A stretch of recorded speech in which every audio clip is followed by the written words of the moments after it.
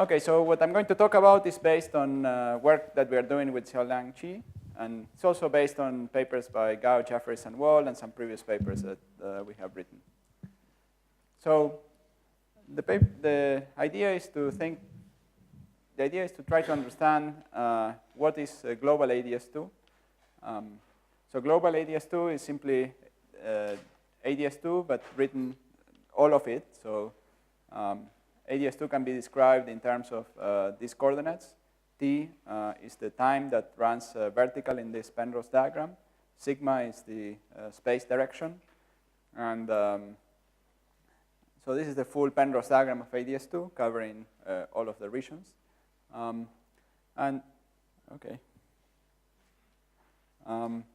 So it has, this metric has SL2R isometries, but we are making manifest one of them, which is this so-called global time translation symmetry. The word global means that we are covering all of AdS2 with these coordinates. We have a peculiar feature is that we have two boundaries that are disconnected as boundaries, but they are connected through the bulk. And in fact, they're even causally connected through the bulk, so you can send a signal from the left side to the right side. So in some sense, AdS2 is a bit like a wormhole, where you can send signals from one side to the other. If you have a particle moving in AdS2, so it feels this gravitational potential, which is 1/sin², and it will oscillate, it will be attracted to the center, and it will oscillate. And when you do the quantum mechanics, you will find a spectrum with some energy gap, which if we measure energies in units of this time, it will be an energy gap of order 1 for mass of order 1. And now, we can also choose other coordinates, such as the thermal or Rindler coordinates. And those are coordinates that where the AdS2 metric takes this form. In these coordinates, we're making manifest another symmetry of AdS2, which are the boosts around this point. And in these coordinates only cover the right, this right wedge here, the one, the darker orange wedge. And sometimes, so we can think of that as a finite temperature configuration or as the exterior of a near extremal black hole. That's also one other interpretation. The same particle we had before would be seen here as a particle that comes out of the horizon and then goes back into the horizon. And in this case, if we only focus on the portion of the boundary that would be accessible to an observer who's moving along an accelerating trajectory like that, then in that case, we cannot send the signal from the left side to the right side of these two wedges. So in this case, we also have two boundaries, but they are causally disconnected. So these are two cases. Now, so far we've been talking about AdS2, but it turns out that exact AdS2 boundary conditions do not make sense, because if we add any, so they might make sense if you consider purely the extremal situation, but if you consider any dynamical situation where you put non-zero energy into the system, then the gravitational back reaction destroys those boundary conditions. So in order to have some boundary conditions that do make sense, we need to break some of the AdS2 isometries. And so we should think in terms of nearly AdS2 spacetime. And if we break if we break some of the isometries, but we preserve this Rindler time translation symmetry, then we can interpret that solution, that configuration, as the thermofield double of some nearly CFT1. Nearly CFT1 is a quantum mechanical system with a finite number of degrees of freedom, which has some approximate scaling symmetry. And the question we would like to ask in this talk is, we have a nearly AdS2 but we preserve this global time translation symmetry. What is that dual to? How should we think about that? So that's the question we'd like to ask. So this nearly AdS2 boundary conditions I was referring to, so I'm going now to describe this in more detail. So we keep some of the leading effects that perturb away from AdS2. And the leading effect involves a scalar that multiplies the curvature.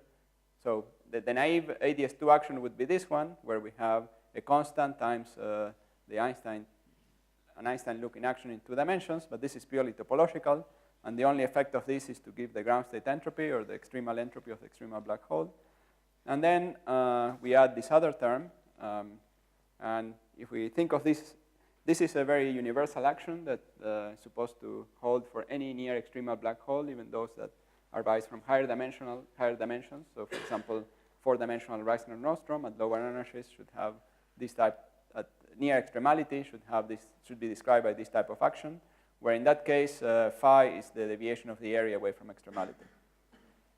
Anyway, so this is an action that has no dynamical gravitons or scalars. And it has the only dynamical degrees of freedom are boundary degrees of freedom that arise once you put the boundary. And you can think of this boundary degree of freedom as the location of the physical boundary in AdS2. So we had this AdS2 space, and then we have some location where that AdS2 space will join with the rest of the space-time. Yes?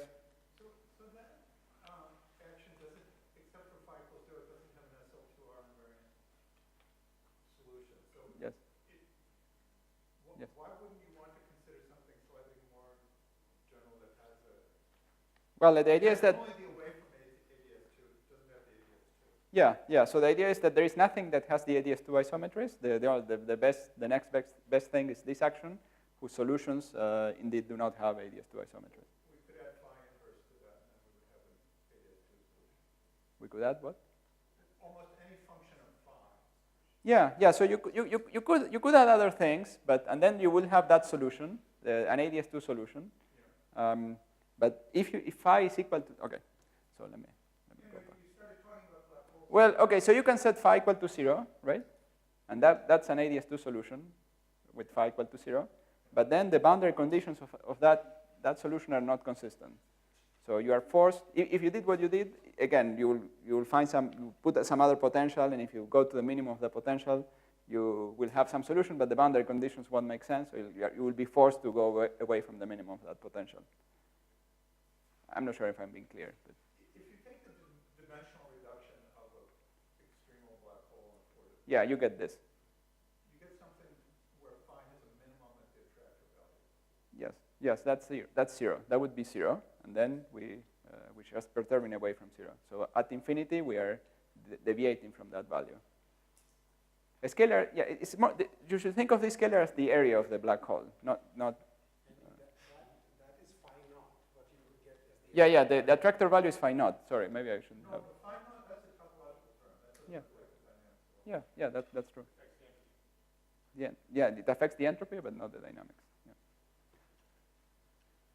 Well, I think, Samdip was just telling me that he did explicitly, and his students did explicitly the reduction from Reissner-Nostrom to this, so it's somehow a settled issue. So it's not a speculation. So now, so when we think about the gravitational dynamics, one way to think about it is to say that we have the left boundary, the right boundary, and some particles in between. Each of them lives in some Hilbert space with AdS2 symmetries, but the overall motion of those things should be modified out, and that's a gauge symmetry. And so that's one way to think about the Hilbert spaces. I think Daniel will talk about some other ways of thinking about the Hilbert space, but that's the one I'm going to talk about here. With pure gravity, the only solution, with phi growing towards 2 boundaries, is thermal AdS2 with the T isometry. That's the one dual to the thermophile double. So in order to get the one we are interested in, we need some sort of matter. Okay? So, and it should not be any ordinary matter, because what we actually need that the integral of the stress tensor, of the null components of the stress tensor, should be less than 0. And that comes from one of the equations of this model, which we can view it as an analog of the Raychaud-Urey equation. In fact, it's identical to the Raychaud-Urey equation. And well, if we here integrate between x plus, so along the 2 directions, the dilaton is growing towards the boundary, so the left-hand side has a specific sign, and that sign implies that this integral should be less than 0. So we need some matter that violates this null energy condition. Now, this is a particular example of something more general in GR, which is that we cannot have disconnected boundaries that are causally connected through the bulk. And also a related theorem is that we cannot have non-trivial topology in a asymptotically flat space, such as a traversable wormhole, even though it might be the case that, so imagine you had a situation where you have two wormhole mouths that are relatively close to each other, but there is a long wormhole connecting them, right? So this does not obviously violate causality, but nevertheless, this is also forbidden in general relativity. I guess one way to go from this to the previous one is to go to the universal covering of this configuration, and then it's one of these examples. And all of these theorems are based on obeying the null energy condition, the integrated null energy condition. And this is not true, but this is not true once we include certain quantum effects. But the quantum effects we should include are effects which should directly connect the two boundaries. There should be some interaction that connects the two boundaries. And these do not, they lead to configurations that do not obey the positive null energy condition. And in principle, this could lead to effects even in flat space once we include quantum corrections of having a long wormhole connecting regions of space. So we will not discuss this. This is in principle probably possible, but we'll look at a simple example, which will be nearly AdS2 gravity plus some matter. And then we'll add some boundary conditions, which are basically the same as the ones that Gauss, Jeffreys, and Wall were considering. The only difference is that we will just integrate over all time an interaction. So chi is a bulk scalar field, and we put an interaction which is instantaneous between the, well, it's at the same time on both boundaries, and then we integrate over that boundary time. And this generates negative null energy in the interior and allows for a solution with global time isometry, where phi now grows towards both boundaries. So it's not a solution of just the Yakib-Teitelbaum model, but it's a solution of that model coupled to quantum fields with this particular interaction for the quantum fields. And in parallel, we will look at a similar problem in the SYK model. And so let me say a few words about the SYK model. The SYK model is a model that consists of n Majorana fermions with some random interactions.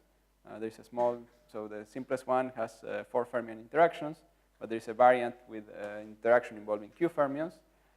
These couplings are random, Gaussianly distributed, and so on. And so we'll take 2 copies of that model and add an interaction between the two sides, between the two copies. Okay? A very simple sort of mass-looking term. So this is a relevant interaction for this theory. Now, the reason we can talk about the 2 cases in parallel is because both the SYK model and this nearly AdS2 gravity, they share a universal sector. There is some universal part that is the same for both models. And there are some parts which are different for both models. So in this nearly AdS2 gravity, we can think of the fields propagating in AdS2. So that's some quantum field theory in AdS2. And then there is the boundary dynamics, the dynamics of the boundary, which is equivalent. I'm talking here about the boundary graviton, not the boundary that is dual to the full theory, but just the particular gravitational mode that we can think of it as living on the boundary. So that the full system is, of course, both of this. And similarly, in the SYK model, when you go to low energies, there is some conformal invariant part and some conformal invariant correlators that depend on the details of the model. For example, they depend on that variable q and so on. And then there is some mode that you can view it as arising from time reparametrizations. You could also view it as arising from time reparametrizations here.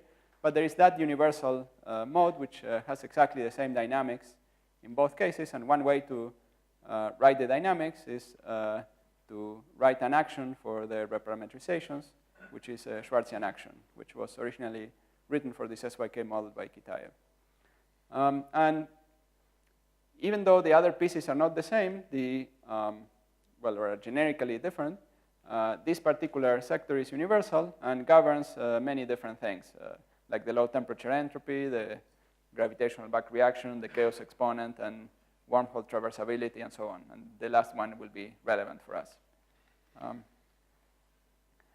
So we start from this model, and then at low energies, we get the Schwartzian actions that the same as the one that Kitaev was writing.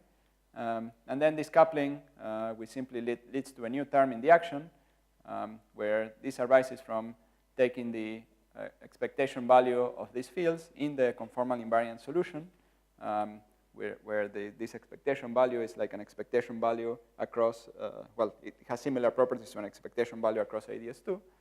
And then we just reparameterize that with the left and right boundary time reparameterizations. And so that's the action, and to this action it should be supplemented by a gauge constraint which says that the global SL2R symmetry of this action that acts on F should be set to 0. We should not confuse this SL2R symmetry with this is just a gauge symmetry that is exact, but all states are invariant. And then there is this model is not exactly conformal invariant, so there are no SL2R symmetries that act on anything in the physical model. So F,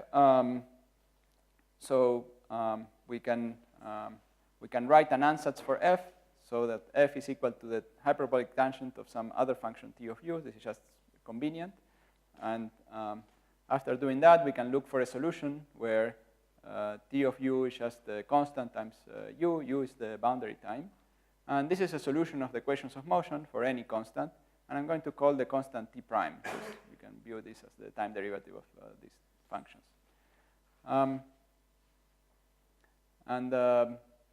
So we set to 0 the SL2R charges, and that leads to a constraint on T prime, which has this form.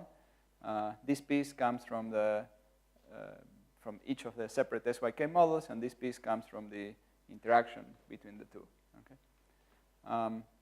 So in this way, we get what this constant T prime, the only constant we needed to fix, and we get this equation. So we are going to imagine that mu is much smaller than J, so that we start with something which basically looks like two decoupled SYK models, and we add a small perturbation. Okay? Before I continue saying this, one more thing I need to say about this formula is that, well, there is this n that came from the n in front of the Schwartzian action, and then this other n comes from the fact that we are imagining we have n fields here, the n particles of the SYK, the n fundamental fields of the SYK model, and that leads to another factor of n, so the factors of n cancel, and this is saying that this is a classical effect in this approximation. Okay, so that's what we get, and then we get always a solution, and for this range of deltas, this T prime will be between mu and J. Okay, so it will be some other scale, so this is another quantity with dimensions of energy that is between mu and J, and this quantity will set the scale of the energy gap. So it's saying that, remember that in units of that global time that we wrote in the very beginning, the energy gap, let's say, is of order 1, or more precisely, the energy of some field in AdS2 that would give rise to a boundary operator of dimension delta, would have this energy with respect to the time capital T, but has, with respect to the time measured, the boundary time measured in coordinate time variable U, it has an energy which is T prime times this constant. So this sets the scale of the energy gap of the system, and that is bigger than mu, much bigger than mu. Okay, so that's just when you add some particles to this model, but there is one extra degree of freedom coming from the fact that, so we looked at just one solution of this whole Schwartzian action, but there is the possibility of perturbing away from that solution, and when you analyze that system to quadratic order, you find that there is just a single degree of freedom, which is one harmonic oscillator with these particular energies. So this is just the frequency of the harmonic oscillator is what is in here. And again, the frequency is set by the same constant T prime that we had before. Now, the 2 points I wanted to make about this formula is that first, it's a harmonic oscillator as opposed to an inverted harmonic oscillator, so it's a stable equilibrium situation. And second is that this is the same energy scale as the scale of these other particles for dimensions of order 1. So one other way of thinking about this is that we have these two dynamical boundaries, and there is some kind of force due to the exchange of some fields that's given by that interaction that attracts them and keeps them moving vertically. So that's one point of view. And then when you consider small fluctuations, so you can put a particle here, and there will be some fluctuations of the boundary and so on. Okay, so now what I said so far is common. We can do this analysis both for near extremal black holes, general near extremal black holes, or the SYK model. It's basically identical. The only small detail is that in order for this to be valid, we need to assume that in the black hole case, we have a large number of fields in the bulk so that the effect is classical. Otherwise, we would have to do a slightly more sophisticated analysis where the whole thing would involve quantum. Just simply, if we have a single field in the bulk, then I think the physics will be somewhat similar, but it will be slightly more complicated analysis. But in the SYK model, you can go beyond the simplest analysis, and you can find the solution not only in this low energy limit, but more generally. And so I'm going to spend a few minutes saying how that is done. At large n, we get a special set of diagrams that gives rise to a closed set of equations for the fermion propagator. So this is the fermion propagator at 2 different times. Then we define this quantity sigma, which turns out to be the self-energy. And then we get this type of equation for G. That's for the usual case.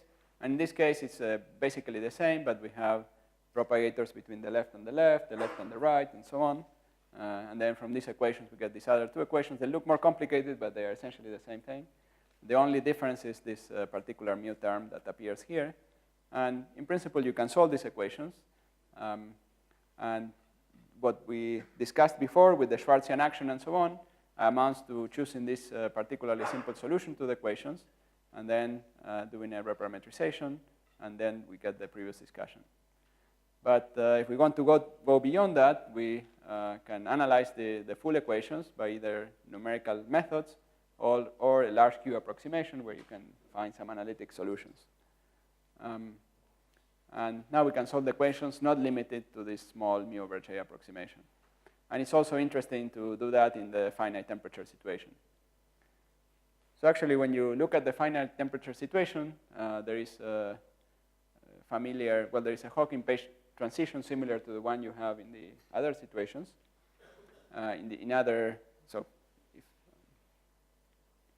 By other situations, I mean higher dimensional AdS spaces also have display Hawking phase transition when you think about global AdS space and you look at the system at finite temperature. So there are 2 possible solutions. One is the strip with beta, with the time periodically identified, and that has a partition function which has just the ground state energy piece, plus some small corrections coming from particles propagating along Euclidean time. And then there's a high temperature phase where you have two separate Euclidean black holes, and then the leading peak contribution to the partition function is the extremal entropy, plus some small corrections. And then the leading mu-dependent correction comes from, it's quadratic in mu, and comes from the insertion of 2 of these elementary interactions that we discussed before. Now, the phase transition, actually, to discuss the phase transition, we can just keep the leading term in both cases, so the ground state energy piece, and then the entropy piece. And the phase transition just is a typical competition between ground state energy and entropy. So we have the low temperature phase, we have some constant energy, so the free energy is constant. High temperature phase, we have constant entropy, so the free energy is just some linear function. And well, they cross at this point. And the important point is that at the point that they cross, both approximations are valid. So these 2 approximations are valid to leading order. So both phases can be described using the conformal approximation or Schwartzian correction. And but the underlying, it's important that the underlying conformal solutions are really different in the two configurations. So one has this just single connected geometry, and this has these 2 disconnected geometries, and that's reflected also in the structure of the correlators of, let's say, for example, the SYK solution.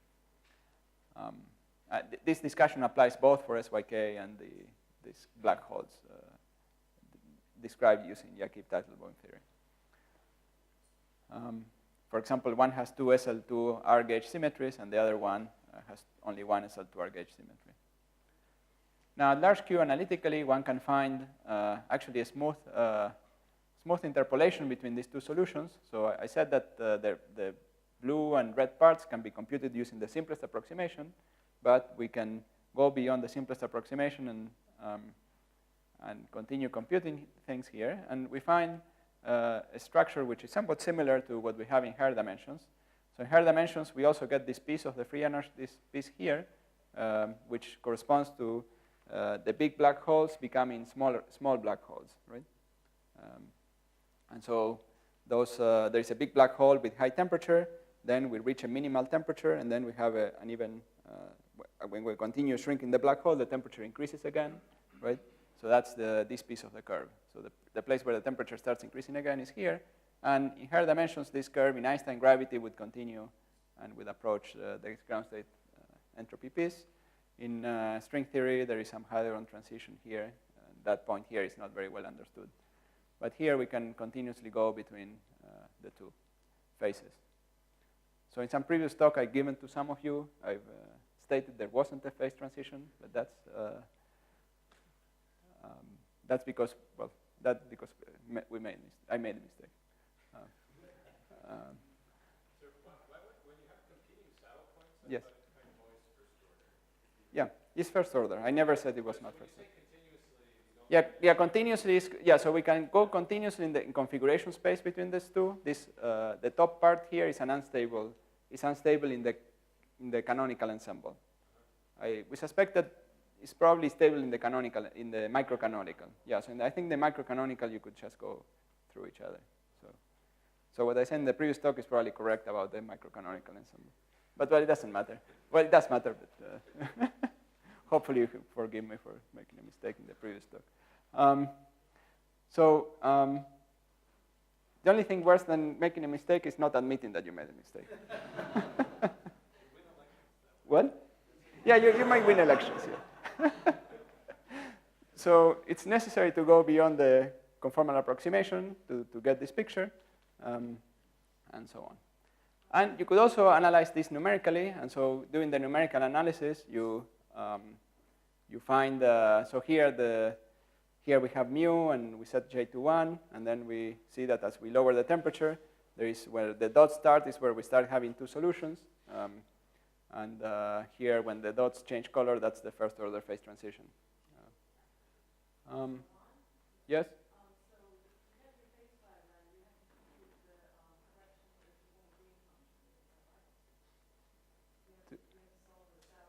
Yeah. You have to find the Green's function that are not the conformal ones. They have. Oh, wonderful. Yeah. You could do it, perhaps.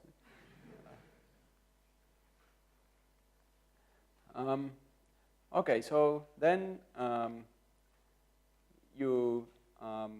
okay, so we are talking about making a wormhole. So one way we would like to, if we wanted to make the thermofield double of, let's say, two SYK models, one way to do it would be to start with two SYK systems, couple them with this interaction, and then couple them further to a heat sink so that the system cools down to the ground state. And once we're in the ground state, we, at time equal to 0, then we turn off the left-right coupling. And it turns out that the state you get in that way is very close to the thermofield double state, in the sense that the entropy, the relative entropy between the two is of order n, but multiplied by a factor, by some factor that goes to 0 when mu over j goes to 0. One additional, somewhat unrelated comment is that we could introduce this coupling even if the two J couplings, so the two SYK random couplings are, so in what I said so far, I assume that the random couplings are random for the left and are the same, exactly the same values on the right. But that doesn't have to be the case. They could be different. And even if they are different, you find similar solutions.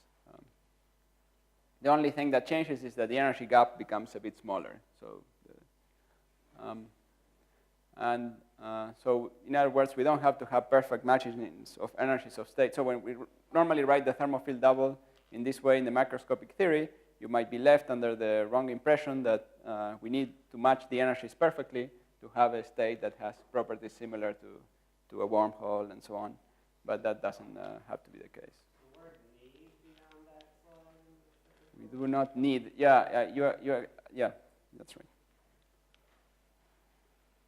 Thanks for the error correction. So, what? Classical, yeah. So conclusion. So as a variant of this Gauss-Jeffreys-Wald teleportation idea, we can generate states that lead to traversable wormholes that look similar to AdS2 in global coordinates. They can be analyzed in the SYK context in quite some detail, and we discuss some thermal aspects and phase transition. And I think in the future it would be interesting to, so in this case, to do the following. So in this case, we had n fields in the bulk, but to find a more ordinary gravity example, we'd like to have a smaller number of fields in the bulk, let's say of order 1. It would be nice to understand further these cases, and also it would be nice to find examples of near extremal black holes in some that are embedded in some higher dimensional space, either flat space or AdS space, and where the whole gravity picture would be similar to what we were drawing before, having this traversable wormhole embedded in. And in that case, this Gauss-Jeffreys-Wald interaction would be generated by integrating some fields here in the bulk, and will lead to that kind of interaction. So that would be some way to embed it in the full space. Thank you.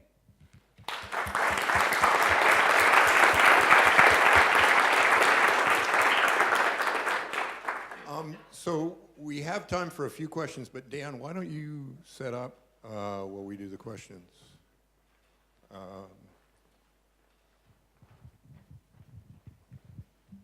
So in the part of the phase diagram where you have the analog of the small black holes, yeah. Do you have an intuition for what they correspond to in the geometric set in the field theory? Yeah. So here, what happens is when you go in this direction, you start creating more parts. So you start.